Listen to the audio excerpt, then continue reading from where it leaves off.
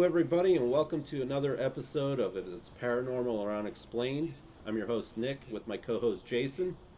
What up, everybody? Now, this week, we are delving into something that's more kind of like a legend, and this is Jason's topic. So, I don't know, legend. This is, I don't know, it differs between paranormal and legend, I guess, because some of these are, like, some of it's backed up by some pretty crazy documents, and other things are just kind of, I don't know, but, I mean, what can you expect when you're dealing with gremlins? exactly. And this is Jason. Yep, this week's topic is gremlins. So, I'm going to give it to Jason. Take it away, brother. Alright, so everybody knows basically kind of the idea of a gremlin thanks to the, 1983 uh, Steven Spielberg made movie, The Gremlins, which was originally bought by Disney, purchased by WB later, and would become famous with Gizmo and Spike and all the other gremlins. But the Gremlins actually, like pure legacy, actually started way, way before then, and it really hit its height and fame, which is what we're going to divvy into instead of like all the really old lore, because it's not like anything in particular. It's just kind of like little mentions. There's no real story. But here I actually got some stories, and these really take place between the 1910s and probably the 19 mid 1940s. So they kind of all go back between here and there. And one thing you'll realize, the same as I did, that a lot of these are pretty much all of them take place in the air. So keep that in mind as we go through it. So, but one of the first ones that we have is actually something that they've come to call the spectator. Okay. And what this was that there was a Royal Air Force plane that was doing a transport, and they said that all of a sudden that they looked out their window and there was a little creature about a meter and a half tall to 2 meters tall. Its arms were disproportionately longer than its body, Mm-hmm. and it had pointy ears, looked like greenish or grayish skin with big eyes. And they said that it kind of just looked like it had like a menacing grin on its face, but that was like a natural sitting look. Right. So just to give a little indication of its face is what they, I guess, were saying. They said it had tons of teeth, Mm-hmm. and they said that it started pretty much like it's like tearing away at the wing and stuff like that. So they started shaking it, and tossing the plane, and eventually tossing the creatures off of it. And when they got back, they told the story. Right. So that was one of the first encounters that they had with the gremlin. Okay. Now, another one that would go on to get a lot of fame occurred in 1939, and it was this actually was on a U.S. cargo ship, and I mean plane, and they were on their way from they were leaving San Diego and destined to arrive in Hawaii. Right. About 20 minutes into their flight, they call in for an emergency. The radio goes out. Nobody knows what the emergency is. All they know is on the radar the plane has turned around and is heading back for the base. They said the plane lands on the base and it just sits there, and its propellers are still running, and it's just sitting on the runway. Mm-hmm. Well, you couldn't just open the door from the outside of a plane back then, because, if they ever had to make an emergency landing in hostile air territory, they didn't want enemies to be able to gain access from the outside just by pulling a handle. Right. So they actually the rescue crew had to cut their way into the door. Mm-hmm. And once they had cut their way into the door, they had gotten into the thing and found out that every person of the crew was dead.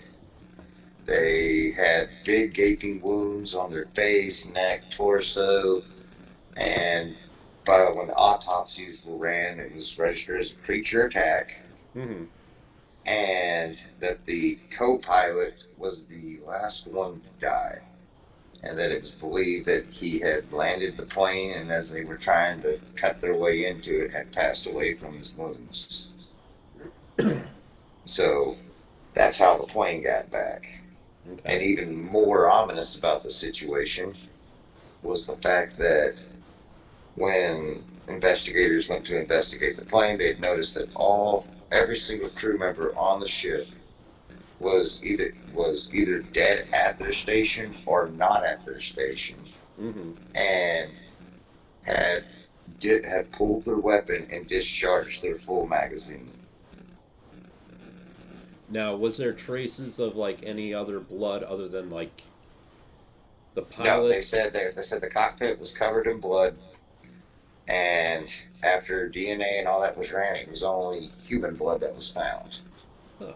But they said besides the gunshots and the wounds to the people themselves, Right. to the actual environment itself, there was no sign of a struggle. So whatever killed them quickly. Right. So that's as much really the information I have Okay. on it. And this was published by a researcher named Jerome Clark. And Mm-hmm. this is where y'all going to get a kick out of this, is that this was published in the 1950s by a paper called the Flying Saucer Review. Kind of sounds like one of the tabloids you get today. Yeah. But the problem is they're saying that this has credibility behind it and stuff. Now, I don't see where they've ever mentioned what credibility it came from. Mm-hmm. Besides, I guess that if you looked up military cargo plane crew dead in 1939, Yeah. which for some reason I never thought of to do that till now. Okay. I'll do an update. We'll post something down in the comments and I'll look it up after this and see what that says. But that's as far as I can find in that one. But yeah. But here's another good one for you. Okay. This is about a uh, pilot that he had flown. Okay, he was flying off the coast of England in 1923, and this would normally not be a big deal in 1923 if a plane malfunctioned and it crashed, Right. but this made newspapers everywhere because the pilot kind of blamed a bunch of little people for it. Okay. So he said that while in his flight, that they had just kind of appeared like out of the crevices of the plane and started becoming such a nuisance and messing with the gauges and controls so morbidly that he had to actually ditch the plane. He had to ditch the plane. Yeah, he had to like just drive it right into the ocean and parachute out. Okay. And so when they asked him, well, why did you ditch the plane? He said a bunch of little people were becoming a bunch of assholes. Yeah. So I had to crash it. And they were like, so these little people, have you ever seen them before? Well, he would go on to explain that he had seen these people the night before this, and they tormented him all night when they crawled out of his beer bottle.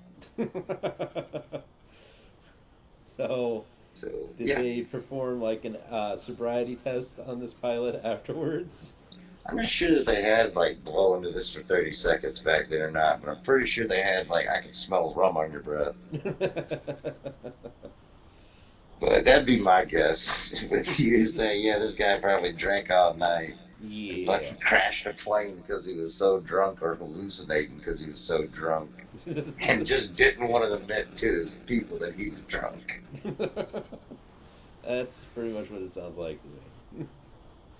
But, you know, the problem that would come with this though would be was that after he would bring this to the attention and this gained such headline news, that now almost every pilot that had a malfunction in his plane Mm.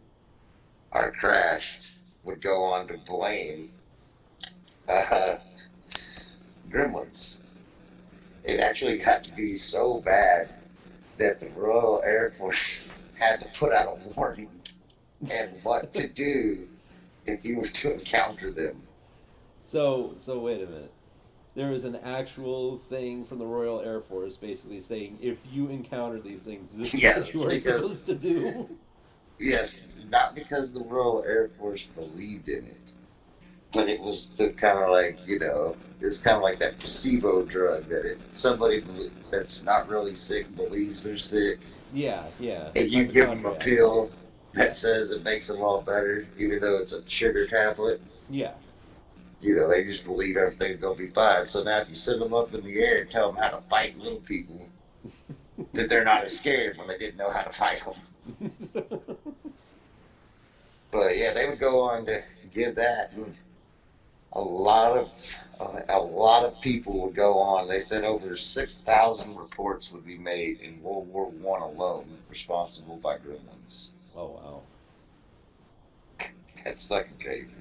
Yeah, that is very crazy. But 6,000 reports, and actually, like the only one, like the one that you basically said that had like probably more credibility is the one where basically everyone was like eviscerated on the inside of the plane. Like Right. that's the one that basically stands out the most. Whereas just somebody seeing something coming like crawling out of the equipment and tearing everything up. I mean that's I just don't know what people are thinking though. When you like, I think me personally, I think I would be if little people crawled out of my dash and out of my beer bottle and made me crash a plane the next day. I would have walked in and they would have said, "What's your excuse?" And I would say, "I'm drunk." yeah. And they're like, "What?" And I'm like, "I am so fucking shit faced right now, sir." Well, I mean, if you're Because nobody would believe me. oh god no. No, no. But if you're seeing people like little people crawling out of your beer bottle the night before, obviously I'd say like I'd go in the next day and say, "Hey, look, I can't do this today. I'm not feeling well." It's sober up. I was about to say the same thing. That's just one of those days you might want to call in for the day. Exactly, exactly. Like you're flying, like you're in the air, which basically you crash. There's a very low chance of you surviving. So But don't even tell them it's like a doctor's appointment. Just be like, it's a personal yeah, day. You don't want this getting anywhere medical around this. exactly, exactly. You want nothing to do with this. It's just basically, look, I'm not feeling well today. I'm out. I'm sorry. I'm not doing this. This You either is finish that beer they crawled out of and go back to bed, or you it. just go back to bed. I understand at that time it was like a war, like an a war era, so you had to be you had to do your job for the effort and everything. But if you're at that point where you're that inebriated and you're seeing things crawling out of shit, that's basically where you're saying, I'm going back to bed. I'm not doing this right now. Well, who gets shit faced knowing you got to do that the next day either? Well, apparently that pilot did. Well, what am I saying? You see videos all the time of people getting drunk. They're 18-wheeler drivers and Oh yeah, yeah, everything else. They know they have to go places. right, right, I mean, but pilots. You've heard used to hear pilots getting arrested all the time for trying to board their plane drunk. right. So I guess it's just something with pilots. They're just like, if I start to crash, I got time to realize it. Well, I'd hope you realize it. You're all that freaking like But pressure I and mean, stuff. well, you would think that like with all this gremlin talk and all this, that it would just be kind of like an isolated incident. Right, right. But no, no. But I mean, people like famous people such as Charles Lindbergh would go on to sit there and say that he has seen them. Really? Oh yeah, he would sit there and go on to the point. that where he would sit there and said about 9 hours into his world record setting flight in May of 1927 when he traveled from New York to Paris, Hmm. he said about 9 hours into it, all of a sudden these creatures just kind of latched onto his plane, walked kind of like shimmied over to his door, opened it up in mid flight, climbed inside, closed the door behind him, and started rummaging through his stuff. First thing I got pictured in my mind was like underpants gnomes. That's just what I saw. I just saw like the door slide open, just like, we are the underpants gnomes, and they just kind of come in and do their thing. But he would go in and say that these things would come into the plane and, get all crazy and look around through his stuff. But he said at no point did he ever feel frightened or he felt menacing in any way that they were going to hurt him. And he said, and actually at one point they started to carry a conversation and they taught, and he said he felt like they were very spiritual beings and that they explained to him like the spiritual side of things, like other spiritual creatures that exist. I guess like the leprechauns exist or something. Hmm. And they explained to him how the afterlife and all that is, and this is what. And he said they continued to talk for about 6 hours into his flight, and then they just kind of like opened up the door and like underpants gnomes and then walked off, and that was it. All right, we had enough of this conversation with you. See you around. Just jump out the fucking plane. They'd rather jump. They just that's it. They just gonna jump. But so like he says, and then after that he continued his flight, made it to Paris, and that would be that. But if you were to catch the first couple of papers and stuff, you would see where he talked about this. But his publicity people and all that back then would just kind of like shut it down immediately, like as if he never said that and everything else. Because you got to remember that this guy is a professional pilot, just setting Yeah. the world record and everything. You start going around saying you fucking had a spiritual breakthrough with underpants gnomes on a plane, you you're gonna be in trouble. You're not gonna get that next big job. I mean, what was that guy's name? The one that like invented like the Hercules plane or whatever it was. Oh, Howard Hughes. Okay. It's not like Howard Hughes is gonna offer him a job after the underpants gnomes had their way with him. Oh yeah. I don't think So, anybody really would, unless you're going well, back Howard in. Hughes was a little crazy too, wasn't he? I think so, but I mean, But wasn't his like he ate poop or something like that? It was something really gross.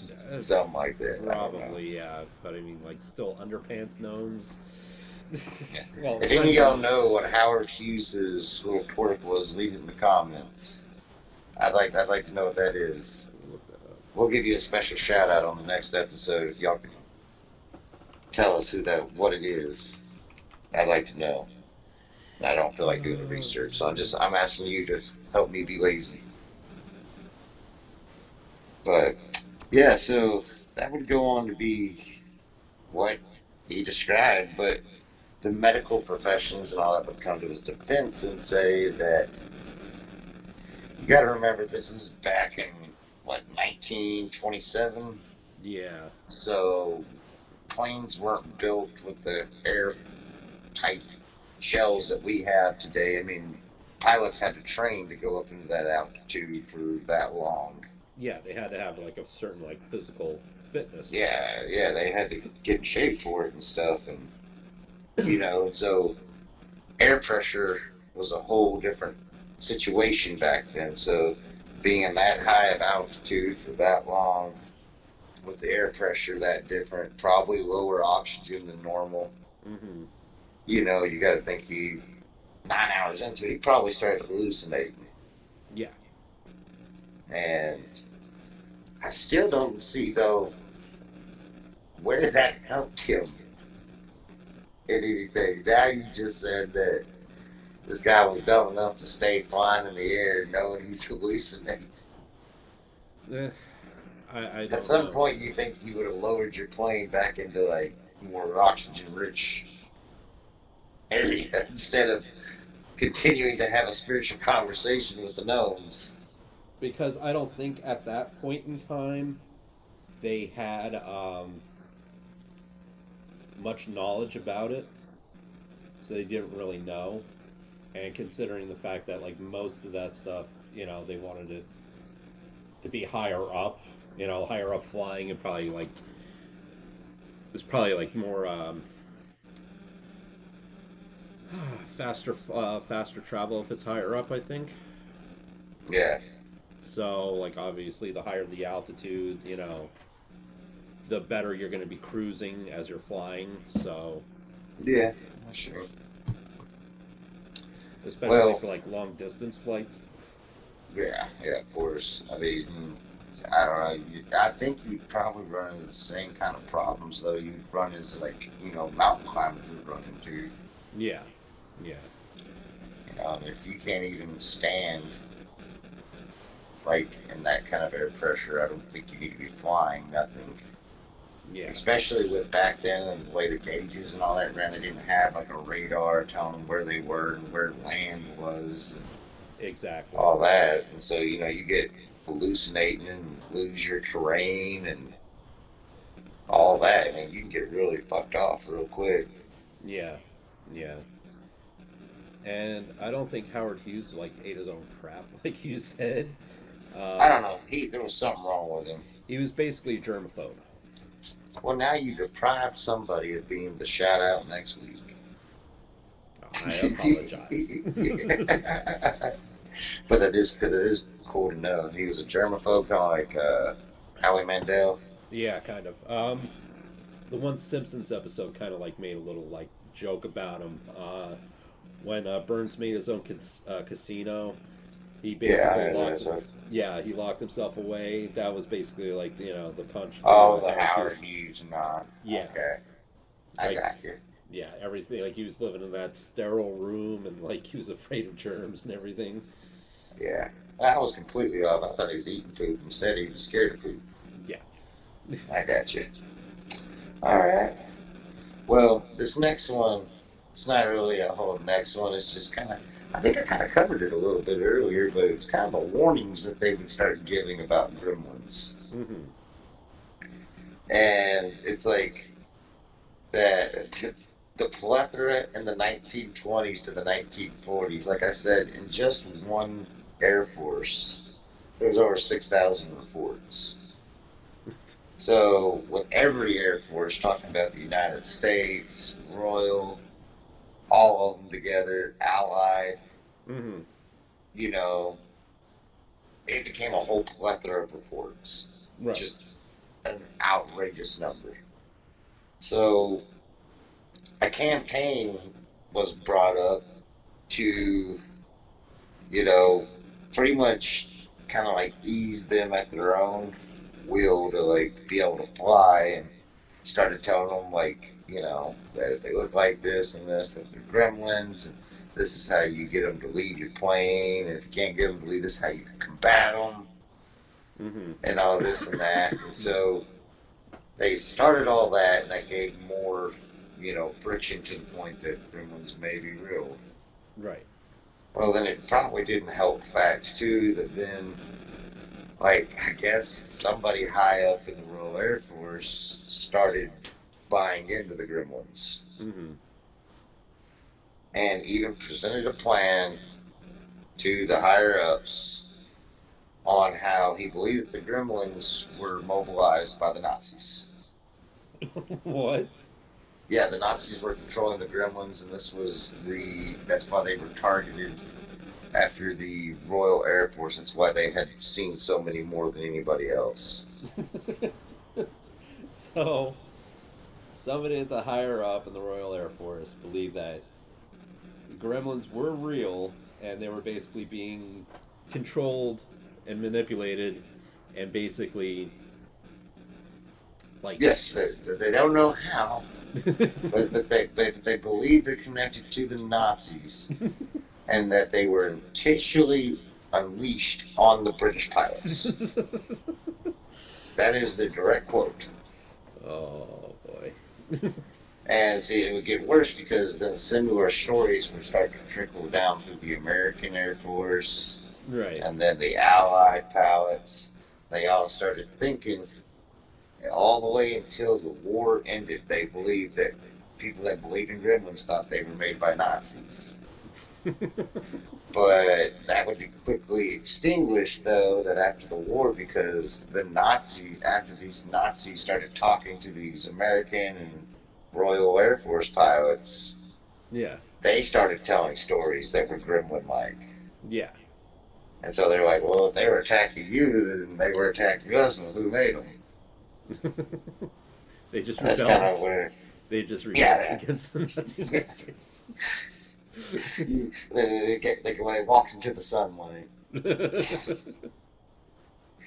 But, I don't know. It's just, I don't know how anybody in an Air Force or anything would let something escalate that far that quickly.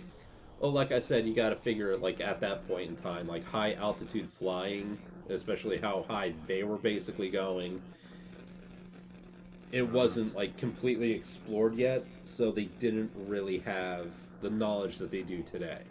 So I right. don't think they knew that the higher they were going up, the less oxygen, which basically oxygen depravity would be bringing about like hallucinations and things like that. So I don't think they were completely aware of that whole situation. Right. You know, But it's still, I mean, even to get out the point that you think Nazis are creating gremlins, right, right. That's. or or to even make a safety briefing to combat gremlins. I can only imagine how that is, like especially like a single pilot plane. You know, like what are you supposed to do then? You don't really have much room to move. I mean, you're crammed in this thing. Like, what are you supposed to Yeah, do? I don't know. I mean, I just like I don't know. I don't know what I see in my mind when that happens. It's like it's part Gremlins the movie. Like I see like Gizmo hanging out up in there with like a homemade fucking bow and arrow picking off gremlins, and another one's like another captain, like Tom Hanks is at the wheel, and like the Spike Gremlin's sitting next to him, and he's like I'm the captain now. It's that's kind of how I see it. I don't know. I don't know if that's too much off from what the safety briefing might have been. Mm. Oh man. But well, it just wasn't though with them. It kind of like would go into like there was a man that would go by the name of John Lanning. Okay. He's actually an author. You can look him up and read his book. That would go on to about gremlins. Mm-hmm. But he was a Air Force Master Sergeant Mm-hmm. and served in the aviation industry both in Australia and the United Kingdom. Okay. But the thing about him was that he had his own gremlin experience. Now he never indulged into his story much because he said he just blatantly just set out that mine is the stereotypical story. Right. But it was enough to get me to do the research. Right. And he wrote this book, and it was what he did was he went from any surviving World War I pilots and World War II pilots. He actually went that had an encounter. He actually went to verbal records and logged them in this book. It's kind of like a real version of World War Z. Okay. You know how like World War Z wasn't written like a normal book, like we're It just was. beginning to end. It was like encounter from encounter. Yeah. It was basically different people's perspectives, just combined into a Yeah, book. as to what was happening. Yes, Right. and basically that's how his book was, but it was supposed to be true life gremlin encounters. Okay. So that's what he would go on to write. And one of his stories would feature a man named Captain Whitner. Okay. Now, in August 1944, he was flying a Avro Lancaster bomber, Okay. and he said that while going through the exercises that the Lancaster bomber was supposed to be one of these engine injection, uh, like highly advanced like engines on these planes. Mm-hmm. They weren't supposed to cut out, and if they did cut out, they had other engines on there that were supposed to kick on to stay airborne. Right. But he said that while up in friendly skies and he had his new rookie co-pilot along, he wanted to give him some aerial training and evasive maneuvering in a Lancaster bomber. Right.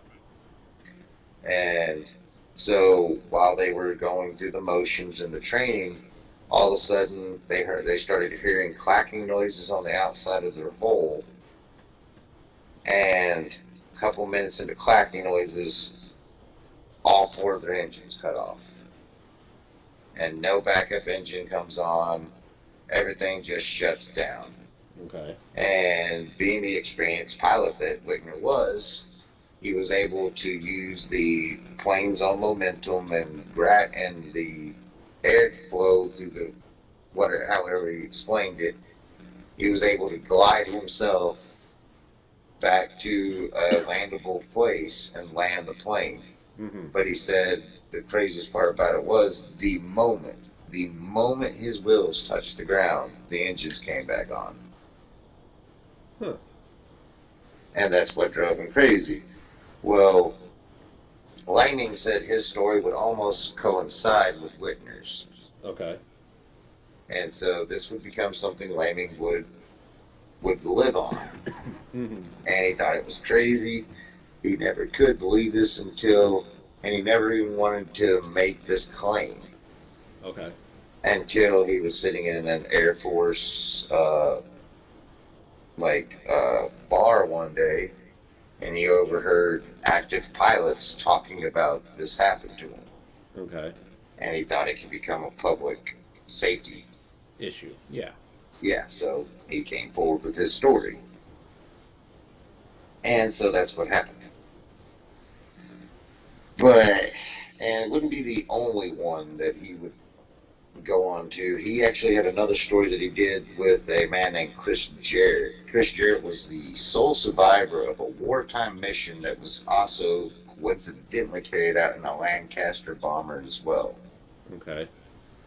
Now, it says that one crashed off of the northern France in 1942. But according to the guy that was there, you know, he said that they were en route on a night mission in Germany, Uh-huh. and shortly after they entered French airspace, the engine seized up, and that the all he could hear because he was in the gunner turret from below, Mm-hmm. and he said that there's two hatches to it. There was one made into the bottom of the glass that you could open for an emergency escape hatch, Right. and there was one that led up into the plane. It's the normal way you enter. Right. And he said all he could hear through the hatch was the pilot kept saying, "I don't understand it. I don't understand it. I'm sitting here with 5,000 pounds of bombs, a full tank of petrol. All systems are show and go, but our engines will not come on." And they tried correcting it and correcting it and correcting it because he's sitting on 5,000 pounds of bombs. Mm-hmm. And back then, you didn't I don't think the whole crew was getting parachutes because they were like a rare commodity and only handed out to so many people. Right. The only people that were given them were the gunner turret people, Yeah. because it was very common while in air battles and flat gun fights for the turret part to be shot out and then to fall. Yeah. So they had an parachute strapped on in case of that situation. Right. Well, when he realized that they weren't going to regain control, Mm-hmm. he opened his emergency hatch and bailed out of the plane. Okay. And he said that He landed just in time to be able to regain his footing, and hear the explosion over the hilltop from where he was at and see a fireball. Oh wow. Now, Chris Jarrett would go on to say that even though he did not see anything and know anything, that the exact conditions, noises, and everything that happened on the plane that day would go on to like resemble other gremlin attacks. So he would come to blame gremlins. Mm-hmm. Now we're getting into where you're going to get excited Okay. because give me 1 second and disconnect my mic Yeah, no problem. Ah. because you're going to like these. Okay. Because these are getting in Nick's territory, guys. If you don't know Nick, Nick's all about the aliens. Well, you are too. They're the ones I believe in. But now they would go on to believe, too, that gremlins were also aliens. So, yeah, don't shoot the messenger. Just saying the thing. But in 1961, a man go by the name of Ralph Lay claimed that while investigating the Brown Mountain lights, Mm-hmm. that he encountered creatures that were 3 to 3.7 meters tall, that every feature on them matched exactly what pilots would be known as gremlins. Now, this is where it gets even crazier, is that the gremlins came to talk to them. And the gremlins were not gremlins. They were Venus people. Or what? Venus. They were from Venus, the Oh, planet. okay. And they were the subspecies of the planet that kind of like did the real peoples of the planet's bidding. Okay, so there was subservient race. Yes. And they had come to this planet to get a male for the female Venezuelans or Venus Sazians. I Vin- don't know how to say it. yeah, I know what you're saying. Yeah. But where he had gone and met with a number of them and had sex with them for 4 days. So, wait a minute here. All Oh right, no, you heard me right. I know about the Brown Mountain Lights. I know that whole entire phenomenon, like that whole like UFO area and stuff like that. Um, Yep. Just but type in Brown Mountain Lights and Ralph Lee. so this person went to this place, met up with these aliens, and they took them for a 4-day sex fest. Oh yeah. Some women from Venus. Yeah, kind of like that Rick and Morty episode where he goes and it's all that one lady unity. Yeah. The whole Unity was basically controlling everybody, so I mean, no matter what, Rick was having sex with Unity, but it was just different Yeah, but people. this is just a lot of different people though. Yeah, but it's basically like in the whole entire stadium with people. He's Right. doing it with every redhead that he can. I don't know, but he goes even crazier with it. He Okay. goes and say that once he returned back from the planet from his sexathon that I guess he was made a god of or something. But once he returned from this, he got back to the cave that this happened in somehow. Uh huh. That was the part I left out. Sorry, gotta go back. Okay. Okay. He when investigating the mountain lights, Yeah. found an orb, and the orb spoke to him and told him to follow it, and he took him to some caves, and he followed into the caves, and it came to this big old cavern, and that's where he met the gremlin, and then the orb, like, bright lighted, and when he could see again, he was having sex with Venus people.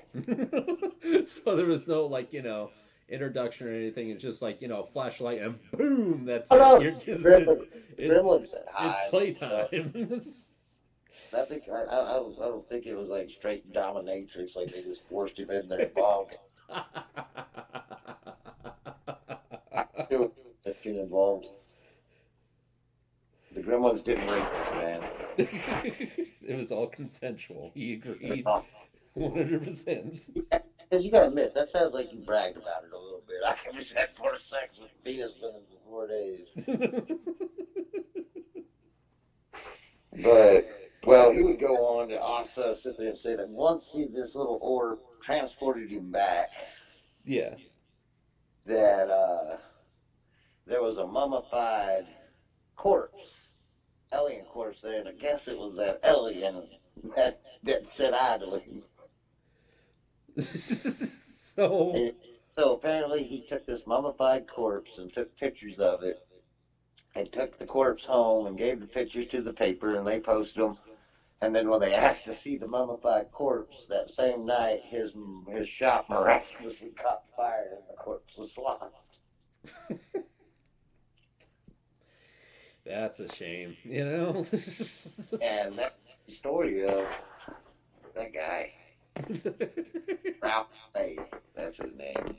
Oh my god. And then the last subject I have for y'all tonight would actually be a subject that Nick has covered in a full podcast before. You want to take a guess on which one you think would be Gremlin related? Kentucky Goblins. Oh my fucking god, you were on the spot. The Hopkinsville Goblin Incident. Well, as we all know, the next previous cast, if you caught it, and if you haven't caught it, go check it out. It's a good one. He goes in to sit there and say that there was a family eating meal together of the Suttons in Kentucky in 1955. The Suttons had two families together. It was the Suttons and the Taylors, and they were enjoying each other's company when strange creatures, approximately 1.5 to 2 meters tall, started harassing them and trying to, what they thought, attack them. Uh, they opened fire, not exchanging fire, but firing at him. One saying he hit one with a metal suit on or something, and Basically, pretty much it.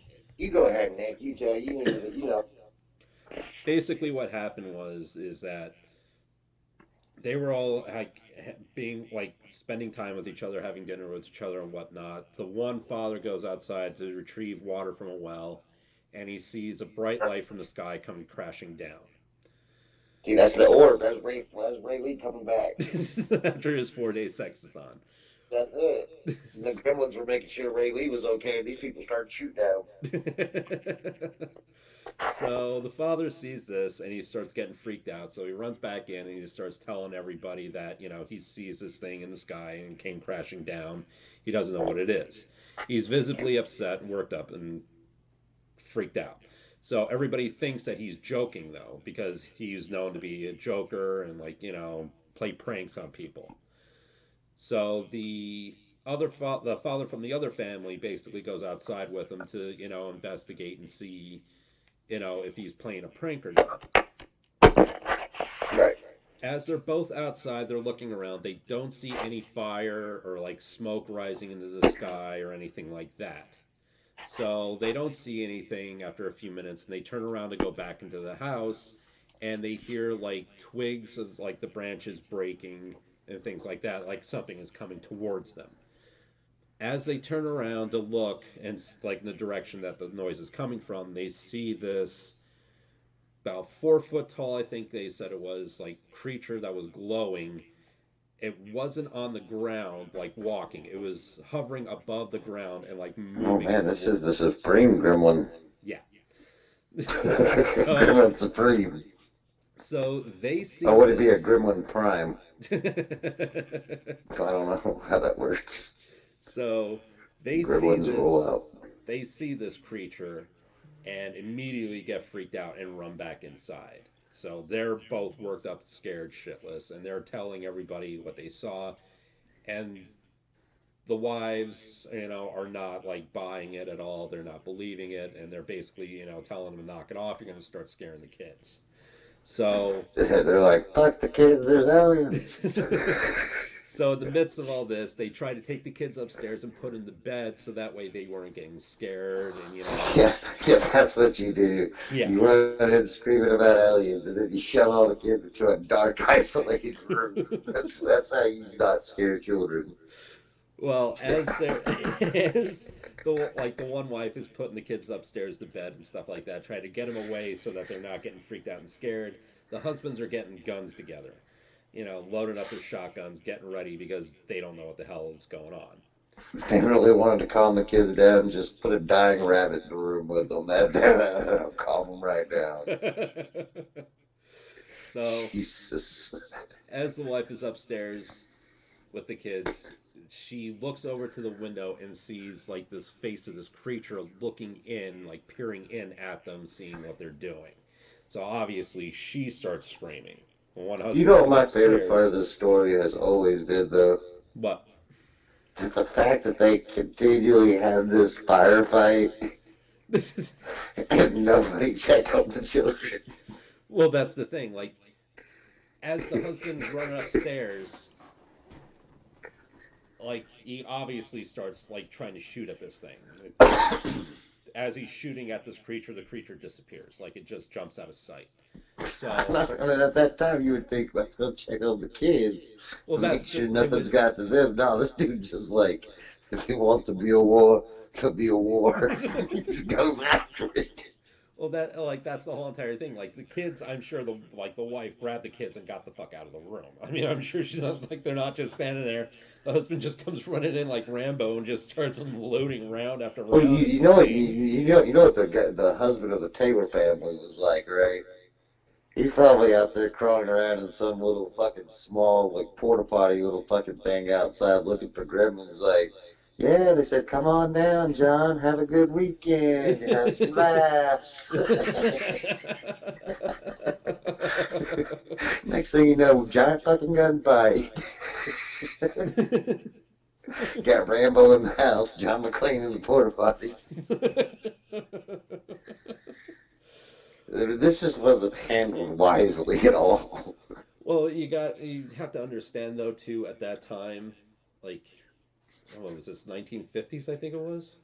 Yeah, but that's the problem. This isn't like it was like 1920 or 1800. No, This no. is 1940 something. This is like, you know, we we got a little bit of common sense. We have a little common sense, but you have to also figure if you see something like that for the first time, you're not going to think rationally either. You're going to think, okay, this thing is potentially threatening my family. I'm going to shoot it first before it does anything to any one of us.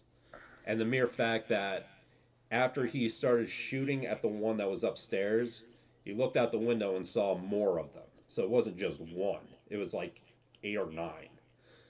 Yeah, but my whole thing was that this was is like they never caused any harm to the people. No, but I mean, Even after shooting at them for a while, they still didn't cause no harm, even though they had multiple chances to. actually, one almost did. Well, I know it reached down and almost grabbed them, but like, how you know it was gonna hurt them? It didn't even touch them yet. And it sounded like to me, if it was able to get that close and it wanted to do something to them, it would have. Well, that's the other thing too. When we see These things something, already know they're not like they can't be killed by their gunfire. yeah, but we don't know that. We don't know what it is. And when we encounter something that we don't understand or what we don't know about, we automatically fear it first. Well, I know, but I would think me personally, after like two or three shots, and I think I pretty much hit that thing and it hasn't gone down, I'm going to kind of figure that my method's not working, It's also at and that point in that fight or that's when you just got to run. also at that point is fight or flight. You're not going to be thinking rationally at the heat of the moment. You're just going to think, okay, I'm going to try to do my best to defend everybody in here and see what happens. Like they obviously were not coming into the house in force, so what they were doing was basically somewhat working. It was just they weren't killing them, but they were also like putting them to the point where they were not coming in. You know, I they were just keeping think at a they were just fucking distance. with them just to see what they were capable of. It's possible. And also, it's possible they wanted to come in, and when they were getting shot at, They basically just kept their distance like anything else would. Because you think, okay, from like a military standpoint, okay, if you're defending a base and an enemy is coming up onto your base and you start shooting at the enemy is going to obviously take cover until you stop shooting at them. Well, see, that's where I don't sure if I agree with you on that point. Is that like, yeah, I would if I was like attacking another human base, Right. but this thing, like we said, if you just teleported through a lot beam of light and shit, this thing's apparently way more advanced than we can even fathom. Well, So I'm pretty that's sure it's under the assumption that it doesn't need to take cover.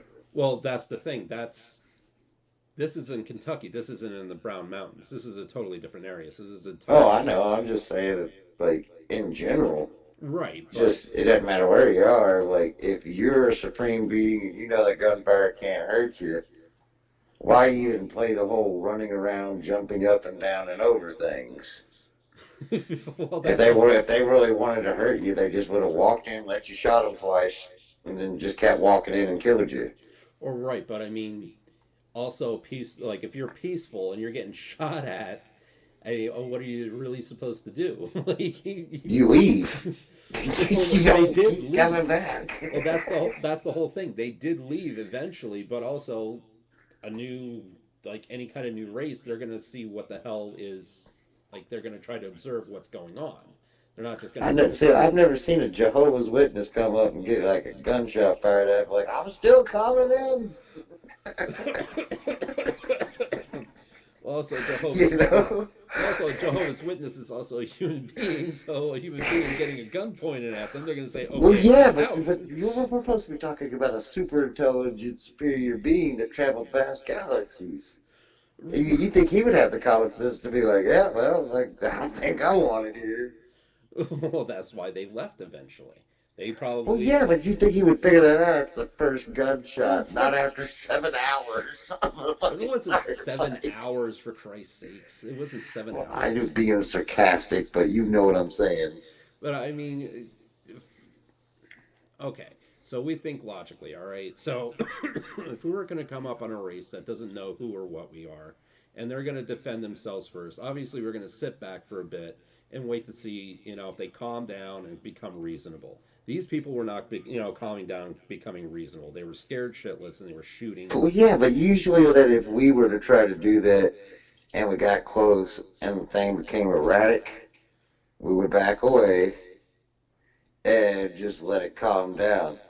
These things just kept hitting and hitting over and over again, like they were trying to rile them up. No, after they were getting shot at, they retreated to the tree line and they just stood there like they held back their Didn't they come rush. back and like tap on the kids' windows and shit? No, no, that Yes, was like they had. Yes, they did. they were doing that in the beginning when they were getting like when the husbands were shooting at Well, yeah. See, and that's the first sign right there. If you don't want to them. get shot at, don't go fucking with things, Well, kids. they don't know that. they Don't don't they know. have kids? I don't fucking know. Well, how do How they the hell am I populate? supposed to know this? I don't know what these things are. This was an extreme breakdown in communication. exactly. I don't know what the hell these things are. You don't know what these things are. You don't know if they have kids or not. So, like, how the hell are they supposed to know? Like, oh, well, must be the kids' room. Let's go start tapping on this window and start riling shit up now. They don't know what the hell the location is. They just see something and they start fucking checking it out. like, they don't Gotta know. do what you gotta do, man. Like, But in case y'all were wondering, it all ends up with what was it, about 2 hours it of started about 9 o'clock. Then I don't know how long they were shooting at him for. They were shooting at him for well over an hour. Then things calmed down. yeah, The whole family basically probably about piled. midnight or so. 11 o'clock actually. They Yeah, basically jumped out of the house, piled into two trucks at about 11 took o'clock, off. and took off to the sheriff's office. They So made a. long story short, nobody was hurt. Nope. The house got fucked up quite good, Oh yeah. but there was no signs of aliens besides the point that they said that they could see some claw marks and stuff on the outside of the house They did say and they saw where some some. tracks were. They did say they saw some things on the ground that probably was blood, but they couldn't really make it out. Hmm. So, I didn't see like that one with nothing, mine, but it's probably true. nothing, like nothing that was like definitive evidence that was, that, Yeah. that was something extraterrestrial. But But yes, those were claimed to be gremlins by some people yeah, because the fact that they weren't there harming anybody, it was like they were being mischievous and just trying to harass them. yeah, yeah, basically. And that's where some people got on